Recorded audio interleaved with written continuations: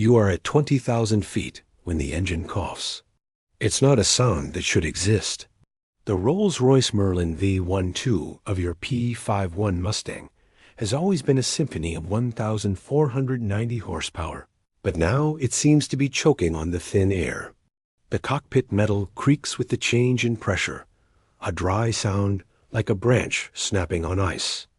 Sweat begins to trickle from beneath your leather helmet, but despite the heat of the engine, your hands are ice cold. Your vision begins to narrow at the edges, a black tunnel you recognize as the onset of hypoxia. You know you should descend, but that silver object, giant, metallic, and hauntingly silent, is still up there, hovering like an indifferent deity, defying the laws of physics and your own courage. This is exactly what happened to Captain Thomas F. Mantell, Jr. on January 7, 1948, over the skies of Kentucky. To understand how Mantell reached this critical point, we need to go back a few hours on that Tuesday. The day began like any other at Godman Air Force Base. At 1:15 p.m., Captain Mantell was leading a formation of 4 Kentucky Air National Guard P-51 Mustangs. They were on a routine mission, returning from Marietta, Georgia, after delivering newly overhauled aircraft. The sky was a deep, cloudless blue, the kind of day pilots call CAVOK, ceiling and visibility okay. Mantell was no novice. At 25 years old, he was already a decorated World War II veteran, having received the Distinguished Flying Cross for his bravery during the invasion of Normandy. He had over 2,100 flight hours in his logbook. He knew the Mustang like the back of his hand. He knew every vibration, every smell of hydraulic fluid, and every tolerance limit of the metal. As they flew over Kentucky, he was likely thinking about the post-flight report and the rest that would follow. But the routine was shattered by an urgent voice on the radio from the Godman control tower. The tower was in a state of controlled panic.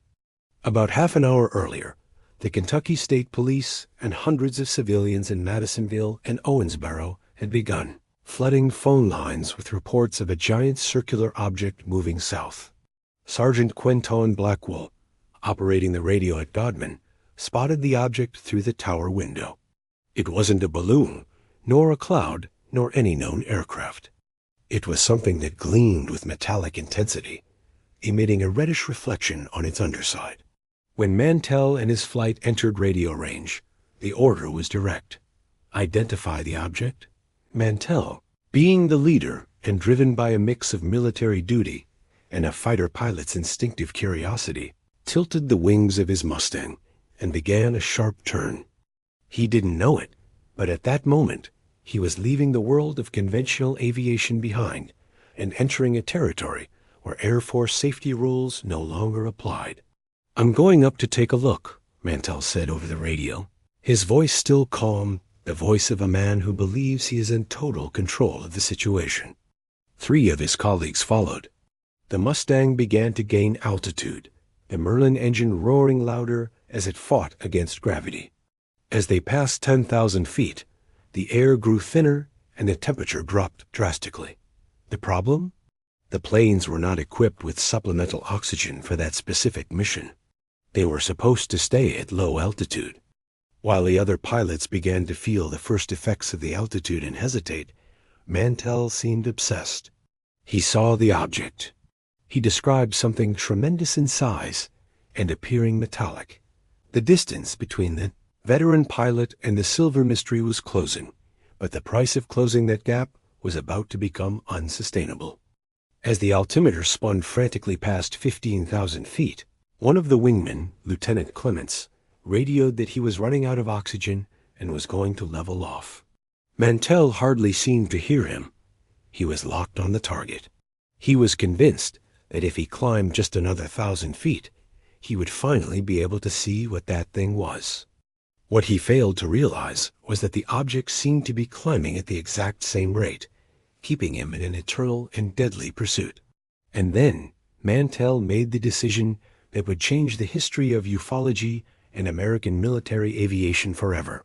And the Godman Tower radio captured his last coherent words which would leave the operators in absolute silence. At 18,000 feet, the P-51 Mustang's cockpit ceases to be a war machine and becomes an isolation capsule. The cold begins to creep through the gaps in the canopy, ignoring the rudimentary heating system. Thomas Mantell feels the air grow dry in his lungs, an irritating sensation that forces him to breathe deeper. But the oxygen simply isn't there. In 1948, pressurization systems in propeller-driven fighters were limited, and the doctrine was clear. Above 10,000 feet, the use of an oxygen mask is mandatory. But the masks for Mantell and his team were empty or disconnected. They hadn't expected to need them for a ferry flight. To understand Mantell's stubbornness, one must understand the man. He wasn't just a pilot. He was the owner of Elmendorf Aero Service, a flight school. He lived and breathed aviation. That afternoon, his veteran confidence was in direct conflict with the Air Force Operations Manual. The other two pilots still with him, Lieutenants Clements and Hammond, were beginning to feel the weight of the altitude. The Mustang vibrated in a different way, a metallic resonance that seemed to protest the steep climb. It looks like a metallic object. Of tremendous size, Mantell's voice echoed in the headsets of the operators at the Godman Tower. He was describing something that defied visual scale, a circular object, gleaming under the afternoon sun, which appeared to have no visible wings or tail. In the tower, Colonel Guy Hicks, the base commander, observed the object through powerful binoculars. He confirmed it. It was real, it was solid, and it looked like nothing in the Army or Navy inventory. The technical dilemma was brutal. A P-51 Mustang is a masterpiece of engineering, but it has a service ceiling. As they approached 20,000 feet, the Merlin engine required more air for combustion than the atmosphere could provide. The fuel mixture was becoming too rich, threatening to stall the engine.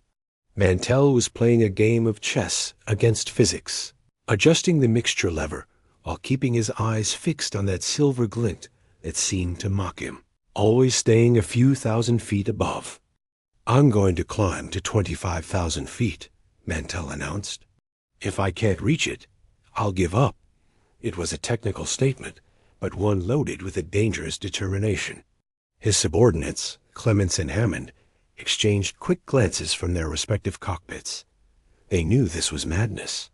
Without oxygen, at 22,000 feet, the time of useful consciousness is only a few minutes. Hypoxia is treacherous because the pilot doesn't realize they are dying. They feel a false euphoria, a dangerous self-confidence. Clements tried to intervene. He signaled to Mantell, indicating that they needed to descend. But the captain was in a trance. The object now seemed to be changing color, reflecting a reddish or orange hue. To Mantell, this wasn't just an air traffic incident. It was the greatest sighting in recent history, and he was determined to be the man who brought back the definitive proof. He ignored the safety protocols he himself taught at his flight school. The other two pilots, feeling the dizziness and blurred vision of hypoxia, made the difficult decision. They leveled off and began their descent. They watched Mantell's Mustang aircraft, number 4463869, continue its solitary ascent, a silver speck chasing an even greater mystery. The Merlin engine emitted a high-pitched, strained sound, a high note that seemed like the prelude to a disaster. Mantell was now alone in the sky. The Godman Tower radio went silent for a few seconds, filled only by the hiss of atmospheric static. When he spoke again, his voice was different. It was slurred, slow, as if the words were too heavy for his mouth. "I see it. It's right above me now. I'm going to try to close the distance." The tower tried to respond, asking for a more detailed description of the object's surface, but there was no answer. The silence that followed was absolute. And it was in that silence that the radar operators and witnesses on the ground realized that Mantell's Mustang was no longer climbing in a straight line. It began to describe a gentle, deadly curve to the right, a maneuver no conscious pilot would make at that altitude. At 23,000 feet, the P-51 Mustang's cockpit becomes a place of lethal beauty. The blue of the sky darkens to a near indigo hue, and the sun shines with a ferocity that the acrylic windshield can barely filter. Thomas Mantell is now in a zone aviators call dead space. His fingers, encased in flight gloves, begin to tingle a pins and needles sensation that creeps up his arms. He tries to adjust the aircraft's trim, but his movements are sluggish, as if he were moving his arms through molasses. This is hypoxia in its advanced stage. The brain, deprived of oxygen, begins to shut down non-essential functions. First, peripheral vision disappears, creating a tunnel effect. Then, critical judgment vanishes. Mantell, a pilot who under normal conditions would never violate safety margins, now feels a blind confidence. He believes he is about to touch the object. To him, the silver mystery is right there, within arm's reach, even though in reality, the object seems to maintain a calculated distance, hovering at 25,000 or 30,000 feet. The Merlin V-12 engine emits a sharp, metallic clatter. The air-fuel mixture is so unbalanced that the engine begins to pop. Each mistimed detonation shakes the Mustang's airframe, but Mantell does not feel the vibration. He is struggling to keep his eyes open. His lungs burn with every short, useless breath. The thin air is like a ghost. It enters and leaves, but leaves nothing behind. In the Godman control tower, Sergeant Blackwell calls repeatedly. Godman to flight leader, acknowledge. Silence is the only reply. Colonel Hicks watches the radar. The blip representing Mantell's plane is nearly static in terms of lateral progress, but the radio altimeter indicates he is still trying to climb. Witnesses on the ground, armed with telescopes and binoculars, report that the Mustang appears to be hanging on its propeller in an aggressive climb angle that defies the wing's lift. Suddenly, human physiology reaches its absolute limit. At 25,000 feet without oxygen, the time of useful consciousness for the average man is about 2 minutes. Mantell has long surpassed that limit, driven by adrenaline and obsession.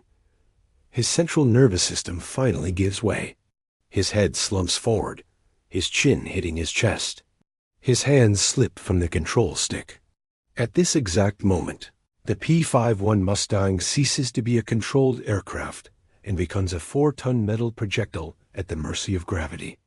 Without the pilot's command to keep the nose up, the torque of the Merlin engine, that massive rotational force from the propeller, pulls the plane violently to the right. The Mustang enters a spiral dive, a descending maneuver that gains speed with every rotation. The airspeed indicator in the cockpit begins to spin wildly. 300, 400, 500 miles per hour. The sound of the wind rushing past the canopy shifts from a whisper to a deafening roar. Mantell remains unconscious, floating in his seat as negative and positive G-forces begin to punish his body. He does not feel the crushing pressure, nor does he hear the metal of the fuselage beginning to groan under structural stress it was never designed to withstand. As the plane plunges toward the Kentucky farmlands, the silver object remains up there, motionless, watching.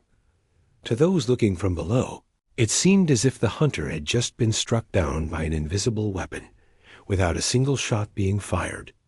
The technical mystery of the object only deepened. How did something of that size remain static while a high-performance fighter shattered itself trying to reach it? The P-51 Mustang is a machine built for speed, but there is a limit where aerodynamics becomes an executioner.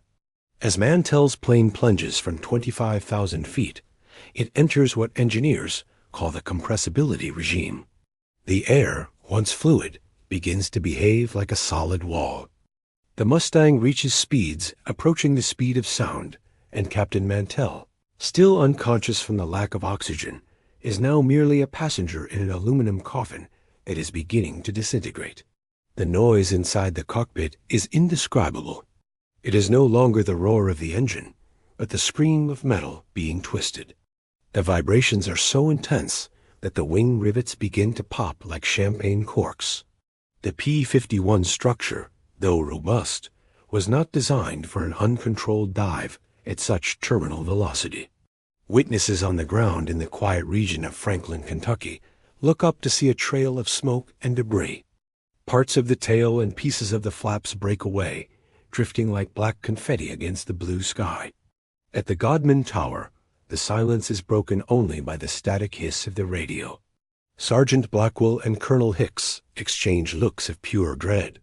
They know, in aviation, silence following a high-altitude pursuit rarely ends in a safe landing.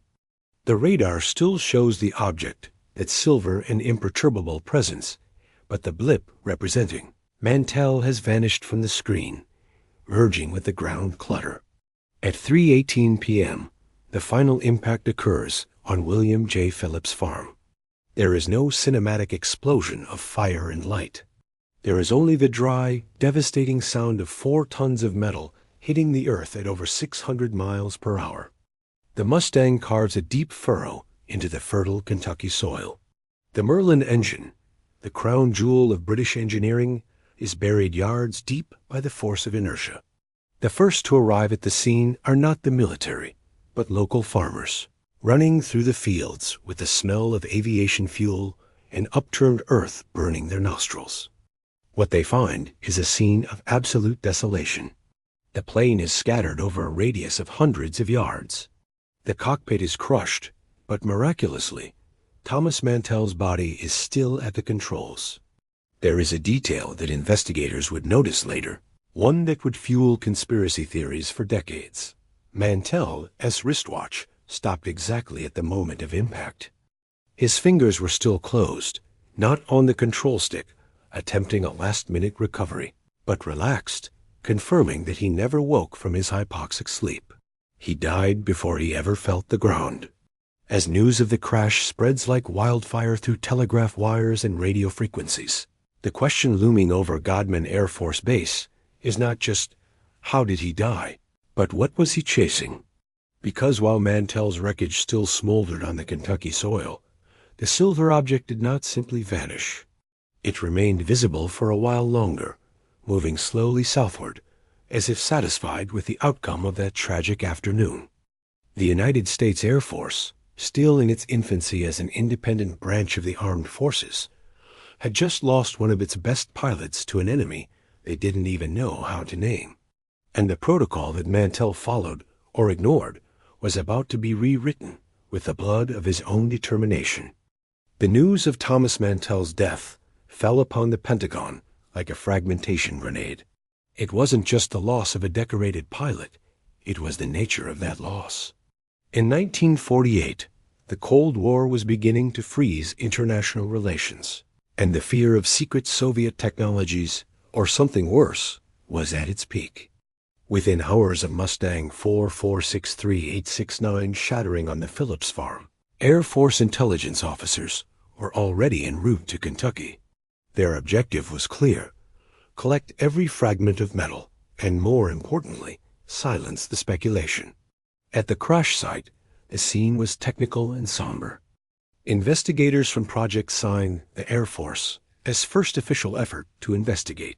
UFOs analyzed the wreckage with Geiger counters and magnifying glasses.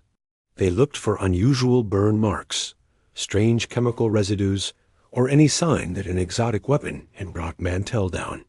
What they found, however, was a mechanical puzzle.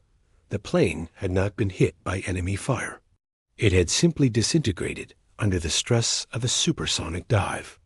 The medical report confirmed what everyone feared. There were no signs of a struggle in the cockpit. Mantell's body showed no injuries beyond those caused by the final impact. The clinical verdict was cerebral hypoxia. He had fallen asleep while pursuing the object. But this explanation only solved how he died, not why. What was the object that caused him to ignore all his survival instincts? This is where the contradictions began to emerge. The Air Force's first official explanation was almost insulting to the pilots who were there. They claimed Mantell was chasing the planet Venus. Astronomers quickly ridiculed the idea. On that afternoon of January 7th, Venus was at a point in the sky where it would be virtually impossible for experienced pilots to mistake it for a giant glowing metallic object, especially during the day and given that trajectory. Captain Edward J. Ruppelt, who would later head the famous Project Blue Book, admitted years later that the Venus explanation was a desperate attempt to calm the public. But behind the scenes, military intelligence was focused on something much more terrestrial, yet equally secret: Project Skyhook. Skyhook balloons were massive polyethylene spheres used by the Navy for research at extreme altitudes, reaching 60,000 feet or more. They were translucent, metallic in appearance due to the reflection of the sun, and most importantly, they were classified as top secret. At that time, not even the commanders of airbases like Godman knew of their existence. A Skyhook balloon, floating silently and appearing giant as it approached the stratosphere, fit Mantell's description. But there was a problem. No official Navy records confirmed a Skyhook launch in the Clinton County area that day. The gap between what the government knew and what the public saw began to create a vacuum, and that vacuum was filled by sensationalist headlines. Pilot dies in combat with flying saucer, the newspaper screamed. Overnight, Thomas Mantell became the first martyr of the UFO era. While Mantell's family received official condolences, the officers in the Godman Tower were interrogated repeatedly. "Are you sure of what you saw?" The answer was always the same. They saw something that shouldn't have been there. Something that lured a man to his death and then vanished without a trace. In early 1948, the right hand of the United States government did not know what the left was doing. As Thomas Mantell climbed toward his death, he was unknowingly entering the crossfire of a bureaucratic and technological rivalry. Project Skyhook, operated by the Navy and General Mills, was so secret that neither civilian air traffic controllers nor Air Guard officers were aware of its existence. These balloons were post-war engineering marvels. Made of an ultra-thin polyethylene film, they expanded as they rose. On the ground, they looked like limp plastic bags, but at 60,000 feet, they transformed into giant spheres over 100 feet in diameter, glowing intensely under direct sunlight. To a pilot approaching from below, the sun's reflection on the stretched plastic created exactly the illusion of a metallic object on fire or a silver disk that Mantell described. The technical tragedy here is parallax. Because the balloon was immense and at an altitude much higher than the Mustang, Mantell suffered from a fatal optical illusion. He believed he was nearly reaching the object because it appeared large. In reality, the object was miles above him. Every time he climbed 1,000 feet, the balloon carried by stratospheric jet streams seemed to recede or climb further, keeping the carrot just ahead of the exhausted hunter. When Project Sign investigators confronted the Navy, they received evasive answers. Admitting that a secret weather or spy research balloon had caused the death of a war hero was a public relations nightmare. If the object was a Skyhook, the government was directly responsible for failing to issue a NOTAM, notice to airmen, regarding the launch. If it was not a Skyhook, the alternative was even more disturbing. Something unknown had total impunity over American airspace. Technical confusion deepened with the testimonies from the Godman Tower. Sergeant Blackwell insisted that the object did not behave like a balloon. It appeared to have its own propulsion, he stated in later reports. It hovered against the wind. Balloons, by definition, follow the wind. However, at high altitudes, air currents can be diametrically opposed to those on the ground, creating the illusion that the object is defying meteorology. The P-51 Mustang's flight manual was very clear about the 25,000-foot limit without oxygen, but the manual did not account for the curiosity factor. Mantell was not just a pilot. He was an instructor. He taught his students never to trust their eyes alone, yet on that day, his own eyes betrayed him. He was hunting a polyethylene ghost, a technology he didn't even know existed, using a machine that was being pushed to its structural breaking point. The Air Force was at a crossroads. If they confirmed the balloon, they would reveal the secret to the Soviet Union. If they denied it, they would fuel the flying saucer panic. They chose the middle path, silence and contradictory explanations. Meanwhile, Mantell's body was buried with military honors at Zachary Taylor National Cemetery. But the mystery that killed him was only beginning to take on a life of its own. Mantell's death changed how the military handled sightings. What was once treated as pilot hallucination was now a matter of national security. The captain did not just go down with his plane. He tore down the barrier of official indifference. Thomas Mantell's death was not merely a plane crash. It was the catalyst that transformed the UFO phenomenon from a newspaper curiosity into a national security priority. Before January 7, 1948, the government treated reports of flying saucers with veiled mockery. After Mantell's Mustang was reduced to twisted metal, the laughter stopped. Project Sign, headquartered at Wright-Patterson Air Force Base, received direct orders: find out what killed that pilot and do it now. The investigators were divided. Within Project Sign, a faction emerged that firmly believed the object was of extraterrestrial origin. They argued that the object's behavior, hovering motionless for hours and then accelerating to speeds impossible for the era, did not align with Soviet technology or balloons. However, the pragmatic wing of the Air Force needed an answer that would not cause mass panic. The final 1949 report was a labyrinth of contradictions. The official document concluded that Mantell died of hypoxia while pursuing an unidentified object, possibly the planet Venus or a skyhook balloon. This ambiguity was the perfect fuel for the conspiracy culture that would be born in the 1950s. If the government could not decide whether it was a planet or a balloon, the public decided for themselves. It was something from another world. The Mantell incident became the gold standard for theorists. A reliable pilot, military witnesses in the tower, and a trail of physical destruction. The psychological impact on other pilots was profound. The Air Force issued new interception protocols. The rule was clear: never, under any circumstances, exceed the oxygen safety altitude to pursue an unidentified visual target. Mantell's sacrifice taught military aviation that curiosity at extreme altitudes is as lethal as a 20mm cannon. Meanwhile, ufologists of the era, such as Donald Kehoe, used the case to pressure the government for transparency.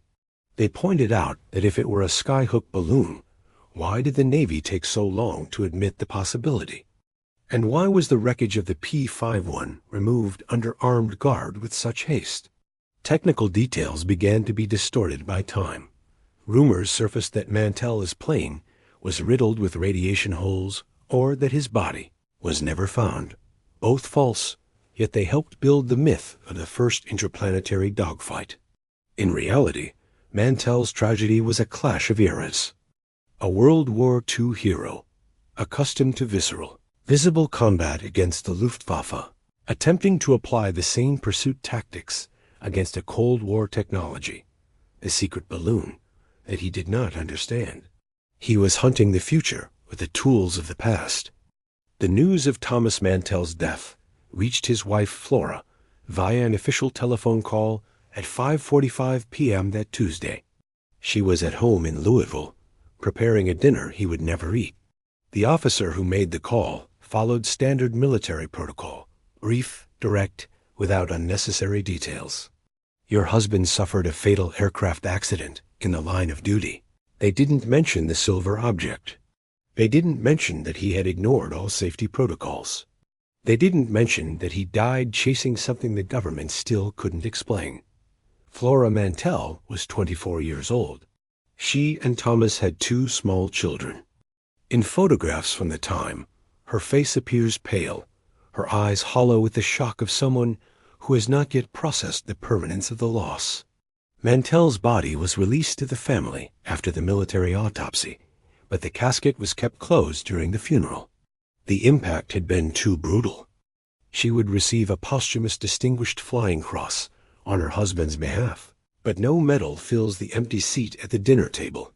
While the Mantell family mourned in private, the public propaganda machine was just warming up. Kentucky newspapers exploded with sensationalist headlines. The Louisville Courier-Journal splashed, "Air Guard pilot dies in pursuit of mystery object." The Lexington Herald went further, "Flying saucer gowns American fighter." Newsrooms received hundreds of calls from witnesses who swore they had seen the object, some describing a silver disk, others a sphere of fire, and others a flaming cross in the sky. The phenomenon wasn't new. Since June 1947, when businessman Kenneth Arnold reported seeing flying saucers over Mount Rainier, the United States had been in the midst of a sighting fever. But Mantell's death was different. This wasn't just a drunk farmer claiming to see lights.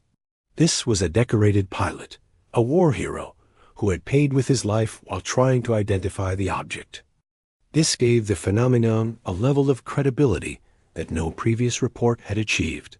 Thomas Mantell's legacy remains a deep scar on the history of aviation and modern folklore. Today, looking back, the 1948 incident is seen as the breaking point of aerial innocence. He wasn't just the first pilot to die in an official pursuit of a UFO. He was the man who forced the United States government to take the unknown seriously. Thanks to his tragic determination, oxygen protocols and interception rules were rewritten, saving the lives of countless pilots who, years later, would face similar dilemmas at even higher altitudes. The technological irony is stark. In 2026, a drone sensor, or an active electronically scanned array, AESA, radar would identify a skyhook balloon from miles away, distinguishing it from a threat in seconds. But in 1948, Thomas Mantell was alone with his eyes and his courage. He was a veteran who survived the skies of Normandy, only to be defeated by thin air and the shimmer of something he could not comprehend. His flight school, Elmendorf Aero Service, closed its doors shortly after, but his name was forever etched into the archives of Project Blue Book and the memory of everyone who looks at the sky and wonders what is truly out there. Mantell's grave at Zachary Taylor National Cemetery is a silent reminder that the search for truth has a real cost. Whether the object was a secret balloon, an astronomical phenomenon, or something from another world, the fact remains that Captain Mantell went to the very limit of man and machine. He did not give up, and in the end, perhaps that is the true legacy, the human instinct to pursue mystery, no matter how high it tries to fly. If you've made it this far, it's because, like Mantell, you also want to understand what happens at the edges of reality. Stories like this remind us that the past is full of secrets still waiting for a definitive answer. If you enjoy diving deep into these real-life mysteries and want to see more cinematic scripts about events that defy explanation, subscribe to the channel and turn on notifications. Leave a like if you felt the tension of that climb to 25,000 feet, and most importantly, comment below. Do you believe Mantell was chasing a secret balloon, or that he saw something the Air Force is still trying to hide? Your opinion helps keep the search for truth alive. We'll see you in the next story.